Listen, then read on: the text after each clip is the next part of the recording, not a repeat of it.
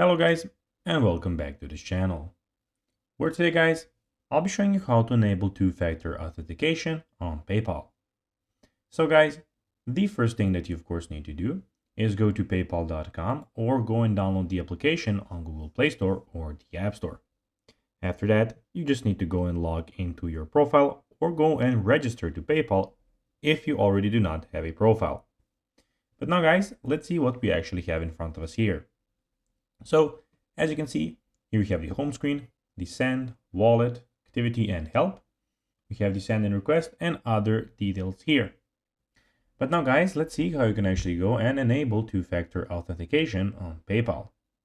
First of all, what you need to do, of course, as I said, you need to go and log into your PayPal account. After that, you need to go and click the settings icon and the top right corner of the screen, which is of course here. Then what you need to do is go, of course, log in as I said. And then the third step is to go and click on, out of all of these options, click on security, which is the second option.